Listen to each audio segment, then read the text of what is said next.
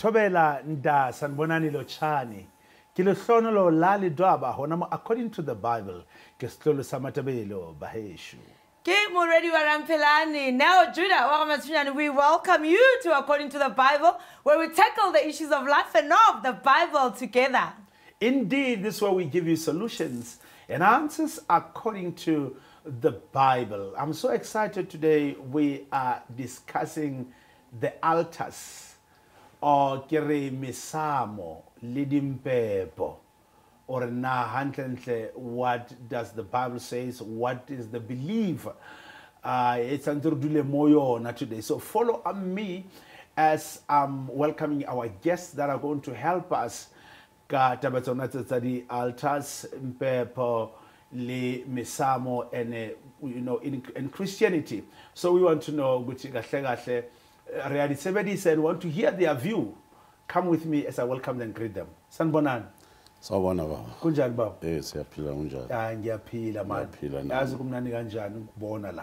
Thank you so much. And thank ngathi you. vela singaphakama vela sit. Yeah. True. No, Siyabonga. nami You're looking ngiyathokoza. wonderful baba. Thank you so much baba. Ngicela nje ubheka abantu ekhaya and greet them and tell them who you are.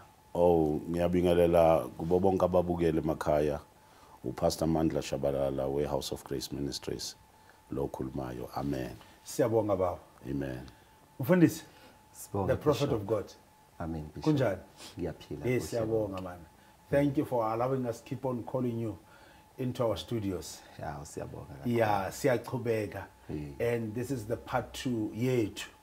So we just wanted to greet people. For sure there are people who are just, seeing you for the first time, just to tell them who you are and where go.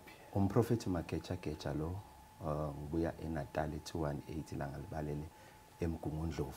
Lapho ngisuka khona ebandleni lase Arena of Liberty Synagogue. Awu siyabonga Ncebo. Eh. We feel very honored kuba nawe la. Wena my co-host. Yes. Indaba yama altars angazi ukuthi uyibona kanjani. Di altara di tswagole. Lentsweng la modimo re bona Abraham a itsosha altara bo Moshe di ba gona di altara ba tshuma le mpepho incense. They used to burn incense. And I think it was a meeting point between the worshipper and their God, where they would bring burnt offerings or they'd pray or they'd have a request. So yes, the altara di gona. Sizebona ngazi wena uthini ku the part 1 yakhona we had a very wonderful time. It was hectic.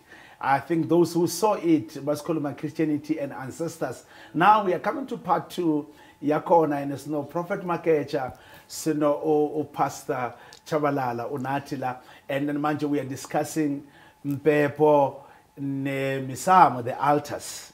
Course I'm but I believe that they're here to explain better. Angazi masikala sikale kuwe Nciko. Guthi we bona kanjani Christianity nempepho and nemisamo. Is it according to you and the Bible? Are we okay? Can we still use impepho? Can we still have ama altars ekhoneni uyabona mos kushaya impepho zibuye endlini? We bona kanjani Nciko? No, mina ngiyakuvumela ukuthi abantu mabekholelwa khona bangakwenza. Yeah. Okokuqala Deuteronomy chapter 4 verse number 7 lithi isiphi lesizwe esikhulu kangaka bese lithi and this nation have God on their side bese lithi and their God is in all things that they call him upon. Yeah. So kusho ukuthi nesihlahla impepho mawuzobiza uNkulunkulu upon isihlahla ayikho into evimba uNkulunkulu ukuthi engehla. Because mawuthola indlela uNkulunkulu azintroduce ngakhona uJacob akaza phenduke. uJacob wantshontsha isibusiso somfowabo wabaleka. Maye baleka walala phezukwentshe. Mayelele phezukwentshe lithi iBhayibheli he saw an angels. Makabona lezi ingelos then uNkulunkulu appeared to him wathi nginguNkulunkulu kayihlo uAbraham. Yeah. Mabesho ke bathi lamatshe ilawo Abraham akade akhe khona ialtar. So ngesinguni ke sakithi asinayo into ekuthiwa altar, sinento ekuthiwa umsamo. Okay. Leli gama elithi altar lisigama lesilungu. Okay. Uyabona?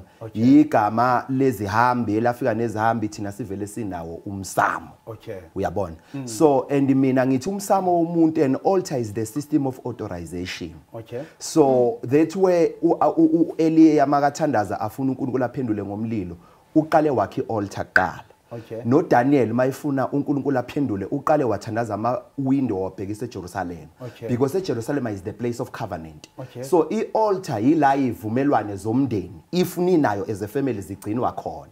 Nasenkonzweni yila izivumelwane zenkonzo nobizo laloyo umprofeti noma lo mfundisi uNkulunkulu ambizile zigcina khona, it where covenant are kept.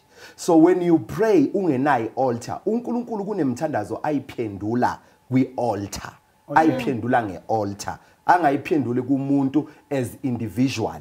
So ke i-altar yi-voice even yama ancestors that are speaking on your behalf. Njoba ngishilo ukuthi uJacob akathandazanga wabona uNkulunkulu, but wabona yingakho lelitshe wazi walithatha walibeka, ngoba kuthiwa uAbraham lelitshe ila ayikade akhe khona i-altar, kusho ukuthi wayekhe khona umsamo. So ke if you don't have an altar, you don't have a system of connection between you and God. Okay. Ngoba uEliya makathandaza uNkulunkulu responde, umlilo waqala wadla amanzi kwi-altar qala.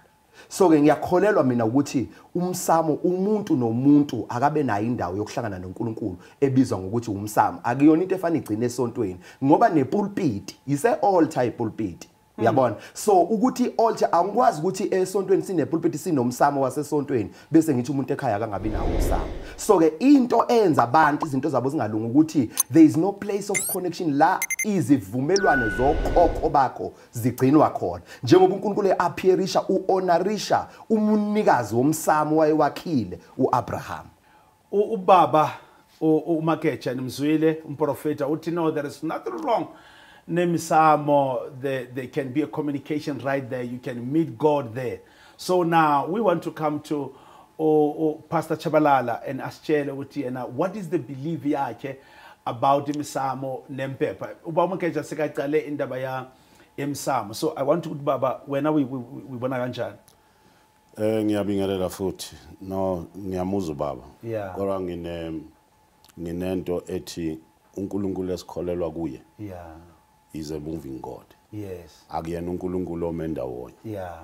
Uma ungabuka iissue ye Old Testament, abantu abaningi abaqaphela ukuthi Old Testament it is the New Testament concealed. Bese the New Testament it is the Old Testament revealed. Okay. If ungacheka nje for one example, uIsaiah ukhuluma ngendodana ezelwe uthi sizalelwe indodana ene leso sikhathi ayikakazalwa kodwa ukhuluma ngento esazokwenzeka uthi umbuso wayo usemahlombe. Iyafika ke indodana, mayifika indodana ithi ithola owesifazane uyathandaza entabeni. Ithi indodana nina nikhuleka kweningakwazi thina sikhuleka kwesikwazi ngokuba inkolo iqale kithi. Now izwi likaNkulunkulu lithi ku John 4 uthi uJesu anisayi ukukhuleka kule ntaba, anisayi ukukhuleka naseJerusalem ngoba i-address ye-worship seyishintshiwe, no longer on the mountain nor in Jerusalem, but now the address is in the spirit. Uthi ke God is seeking those who will worship him in truth and in spirit. So that means uma uzoba nendawo okhuleka kuyo, kusho ukuthi uma ungekho kuleyo ndawo kuzoba nzima ukuthi ukhulume noThixo ngoba izwi likaNkulunkulu lithi uNkulunkulu ngumoya, abakhuleka kuye kufuneka bakhuleke ngomoya nangeqiniso. So whether ngiseteksini I can connect to God, whether ngiyapheka ipapa I can connect to God, whether ngiyadrive imoto I don't need to be in a specific place so that ngizokwazi ukuconnecta noNkulunkulu. I don't need to be in a specific place according to Obaba. So take a break and we are coming back. Ngiyazibuza ukuthi when you're not watching according to the Bible, what are you watching? Siyabuya.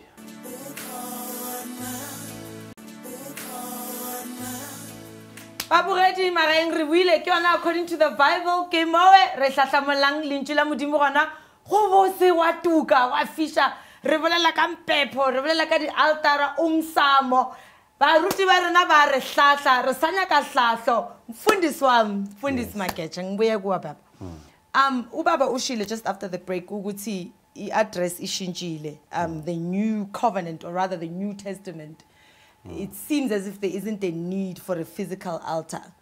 What's your view in basis of what he was saying? Ukuba kuthiwa indawo ayibalekile wayengeke uJesu mayisehamba abatshela ukuthi abaye kuyiphi indawo. Wathi uma niye ekamereni eliphezulu niyokwehlelwa umoya ongcwele. Ukuba indawo ayibalekile kusho ukuthi asiyeke abantu bahlale emakhaya because phela the people they come to church because they believe enkonzweni it's an altar of God. Lapha enkonzweni khona umunye umama wakafika phushwa ngewheelchair ingakafiki.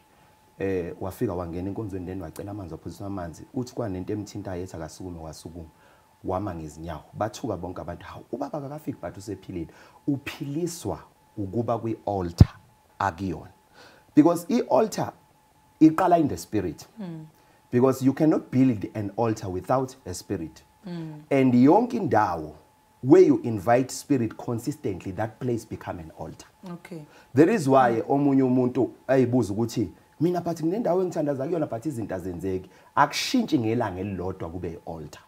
The more you invite spirits there is why ukungena esontweni neyo uphansi ungangena nje esontweni uvela uzizwe se right because it's an altar of God.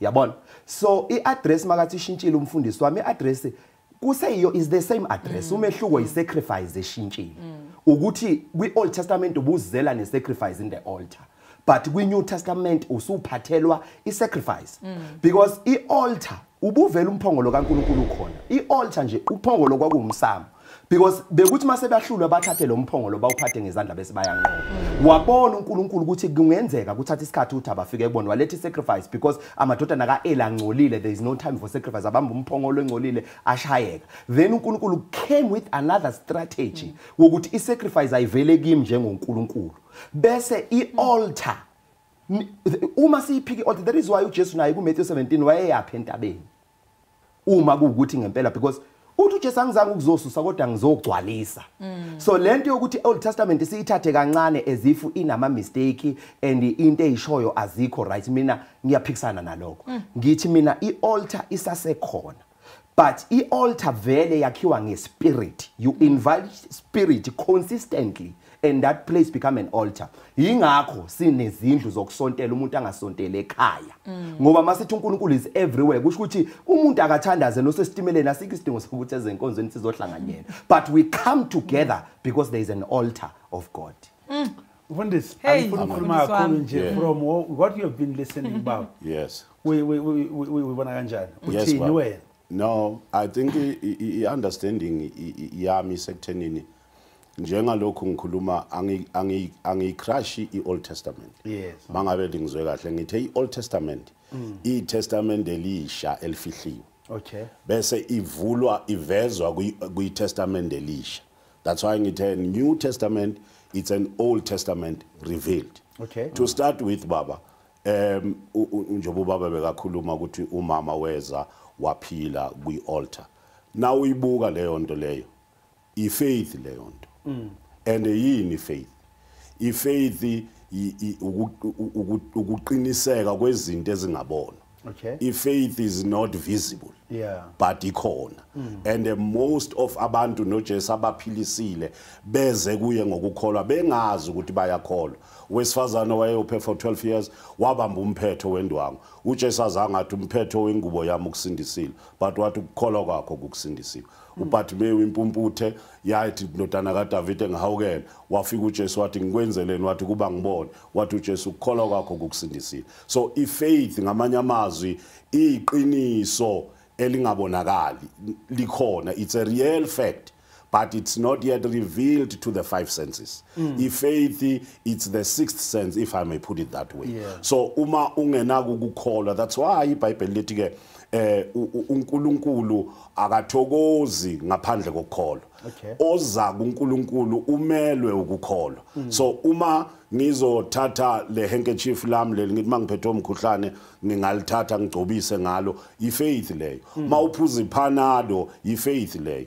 You know, because ifaith ukuqiniseka kwezinto ezithenjwayo nezingabonwayo. Ingamanye amazwi i-title deed, you know uma une title deed uyazi ukuthi i-assurance yokuthi ke nginayo indlu. You see, so uma uza kuNkulunkulu funeka uze ngokukholwa ngoba if as we used to know ukuthi God is omnipresent. Ngamanye amazwi uNkulunkulu khona kuyo yonke indawo. Noma ngabe ngikusiphi indawo ngikusiphi isimo ngimbiza uNkulunkulu, God can respond. And enye yezinto which mina I ngithanda ukuthi ngihluke kuyo ukuthi nawo lama altar funeka sicheck ukuthi ialtar elinjani. Okay. Because uPaul uke wafika endaweni wathola kunama altar a different kwaba khona elalibhaliwe ukuthi altari elingaziwa. So ama altar nawo ayahluka. So amanye ama altar kuthi kukhona enhlanganweni kaNkulunkulu angadumisa uNkulunkulu, abantu bangakhothamela uNkulunkulu, kodwa yizwe likaNkulunkulu elithe wokholeka kuNkulunkulu wakho uJehova yena yedwa. Selenziwe lelo altar, ubani okhothanyelwayo, ubani obizwayo, ngoba uNkulunkulu uthi unguNkulunkulu onomhawu, unesikhwele, is a jealous God. Akafuni ukuthi ashare inkazimulo yakhe na anyone. So when you come to God, have faith, and mangabe uyakhothama enkonzweni akungabi nomunye umuntu omkhothamelayo ngaphandle kaNkulunkulu. Baba Makeche, uyayizwa ubaba wethatha kuphi, and ukufika this thing as is saying ukuthi lendaba zaka impepho and maybe candles at the khoneni lighter and all these things, how do you explain it? Kulelo khona, as long as ulakha in the name of God. Okay. Ukuthi I'm serving uNkulunkulu. This is the place of worship. Okay. Because i-altar is the place of worship. Indawo nje yokudumisa uNkulunkulu. Okay. Uyayibona lona. Okay. And ubaba uMshengo ukhotha iscripture simnandi sithi uma efika uPaul kwiNew Testament uthi lalikhona ialtar elalibhala ukuthi la uNkulunkulu ngaziyo, akasho ukuthi lalingekho. Lalikhona. Kusho ukuthi lalikhona, it's just that babengali recognize. Ububa khona kwalo lichaza ukuthi ukhona umuntu wayekhonza uNkulunkulu wazi ukuthi akugcine kumkhonzeni. I need to have a place of covenant, of which that place is called an altar. Yayibona lonto le. Lalibhalwe uNkulunkulu ongaziwa kodwa lalikhona. So asikwazi ukuliphika ukuthi likhona. I-altar into visible. So you want us to agree with the corner and it must be visible. Live visible, i-altar, because it's the place of covenant. That's where our covenant with God are kept. But ukuthi uNkulunkulu is a spirit, is everywhere. Akusho ukuthi uNkulunkulu mangimthandazela akwa according to the Bible usesele la ekhaya. Uyayibona lonto leyo. But I need to have a place where engazi ukuthi yabona ke njengamanje ngingena kwenye indawo njengoba umpriest wayithi maye ngene eTempelini kwazi ukuthi njengamanje umpriest uyongena kwenye indawo kusho ukuthi indawo yakho yokumhlonipha uNkulunkulu yokumacknowledge ma worship nama ancestors wakho, it where you recognize your ancestors. After the break we are going to get deeper into this thing and find out ukuthi kahle kahle can you use lempepo and the altar to communicate or to consult amadlozi? Nah, ngifana nawe namangazi. Let's take a break. We are coming back.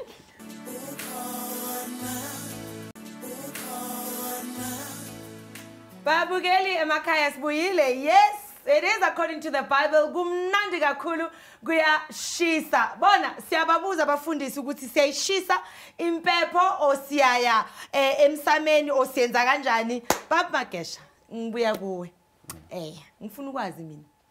Umuntu uyayishisa impepho kuba nomehluko. Amandla akuphi?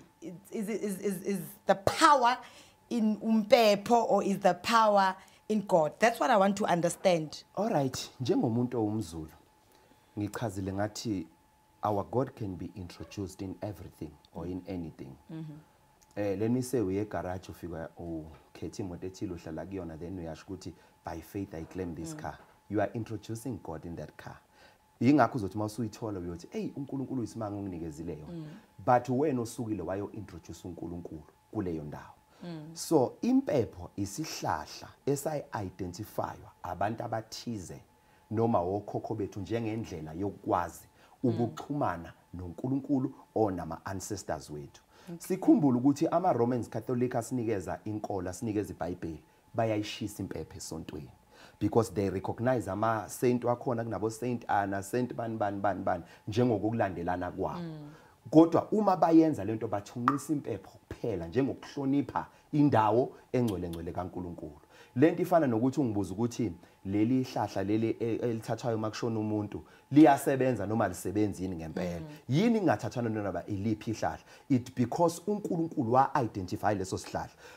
Neyo Bishop Ledwaba sisakhula kithi kwakhona lesifo kwakuthiwa uzagiga uvele nje umqala wakho angazi nisibiza kanini. Uqala wakho ube bukhuni ube bese kuthiwa hamba uyehlikihla kwisihlahla somganu. Wongasiphuza ongenza ukuthi ufike uzishake eduze kwazi. Uma kuyishake kusona uzothi ubuya ngakusasa lento seyiphelile. It because uNkulunkulu has given that tree a divine power ukuthi akwazi ukusiza. Akuye umuntu yedwa one spirit emhlabeni. Anything can accommodate the spirit of God. That is why uPaul waphilisa abantu ngama handkerchief. uNkulunkulu was introduced kuma handkerchief and people were healed ngama handkerchief. So ngithi mina ke impepho umuntu okholelwayo kuyona ukuthi ayishise alikho icala. Asikiyeke lento yokuthi uJesu kube ngathi ucontrolwa yithina ukuthi wena Jesu siyakuremote manje kufanele uthandazwe kanje ungathandazwa kanje. Abantu abathola freedom abafuna ukumkhonza uNkulunkulu bekholelwa nasesikweni labo lokushisa impepho balungile ba right ngoba neBhayibheli uyeza uJesu kuthiwa wanyukela eThempelini njengokusiko lwabaJuda kwakuwukuthi why thina sizozicrasha ke lezi zinto eziwusiko lwesiZulu. So ngokwami ngithi into enhle nami nje ngikhuluma ngumprofeti kaNkulunkulu ngisindisiwe kodwa ngiyayishisa impepho. Ngiyakhuluma nama ancestors ami futhi ngiyakhuluma noNkulunkulu. Okay.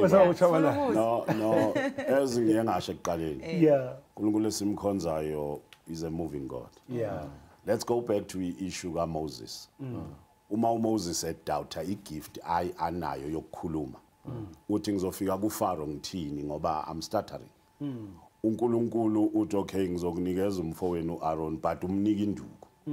Uqala uyarehearsa naye ngalenduku ekhoneni uthi lahlele phansi uma elahlela phansi iphenduka inyoka ukuthi uNkulunkulu ithathe ngomsila uhamba ngayo uthi mawufika kuFaro this is what you're going to do.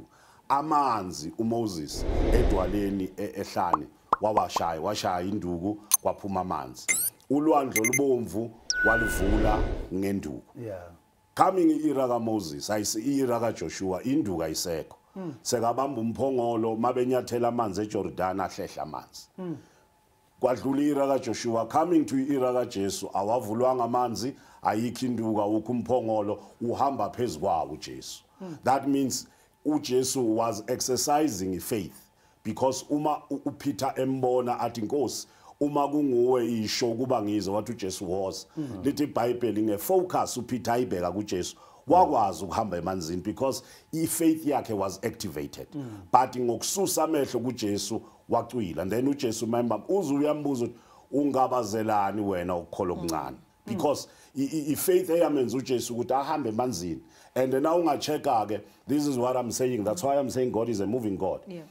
In Moses era kwasebenzisa induku, in Joshua's era kwasebenzisa iark, but in Jesus era nothing eyasetshenziswa, he walked on the water. So what I'm trying to say, never use Moses mentality in Joshua's era. Never use Joshua's mentality in Jesus era. So funeka ucheck ukuthi ke ubani isikhathi yini esebenzayo. And uma izosebenza like for an example iBhayibheli mafunda incwadi yamaHebheru lithi ke zonke lezi zinto igazi leinkunzi nelembuzi nelingane alizange libe namandla okususa izona beligubezela for 1 year but lithi ke ngokuba bekuyisithunzi sezinto ezinhle ezizayo now sezifikile izinto ezinhle ezizayo zinguJesu. So why ngiqhubeka nesithunzi kanti sezikhona izinto uJesu is everything. Mina mshengo ngicela ukuphikisa la ukuthi uJesu akasebenzisanga lutho. uJesu wayesebenzisa inhlabathi enamathe. Yeah. Of which kodwa lokho ukuthi angisho ukuthi asihlale ezintweni ezisetshenziswayo. Yes. Yingakho ngithi mina njengomageja Yeah. ngiyakholelwa ekuthini uNkulunkulu ngaxhuma naye ngempepho Yes, yes. from experience. Yes. So le ukuthi uJesu kube sengathi yena akaza ayisebenzise into I think enye singaphinde siyidebate because ziningi izinto uJesu naye azisebenzisile ezimaterial njengempepho like umuntu akanamehlo uJesu ukhwifa amathe phansi uthatha inhlabathi uyawakha amehlo qedwe wafaka kuyena. Lalela my brother ngiyabonga kakhulu ukuthi ukhothe leyo ndaba. Uma ungabuka wonke umuntu uJesu amphilisile uthi ukukholwa kwakho kukusindisile ne wonke umuntu amphilisile uthi ukukholwa kwakho kukusindisile ene bonke bebakholwa ukuthi mangafika kuye khona into engenzeka. Lo mfana lokukhwifa kuye amathe he knew nothing about Jesus. He never had any faith.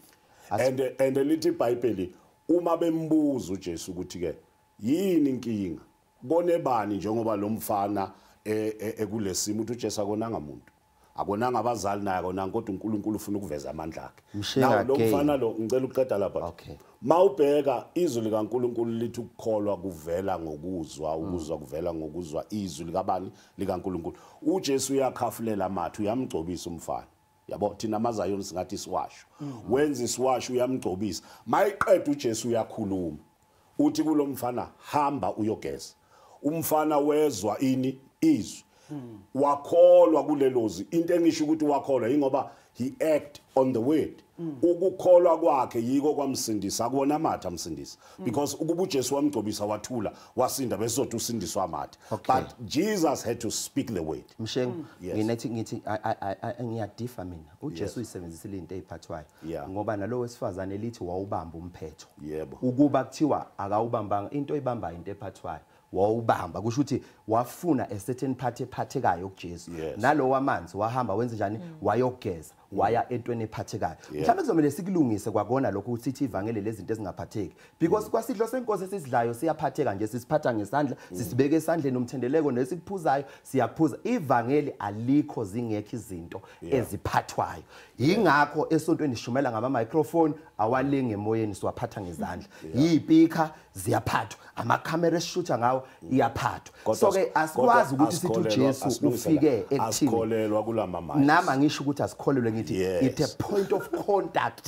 si worship uJesu but we can use these things as a point of contact. Bazalwane kumnandi according to the Bible kumnandi la kumnandi. I wish we had time akeke siqede but thina njengo according to the Bible we are saying make your own decision.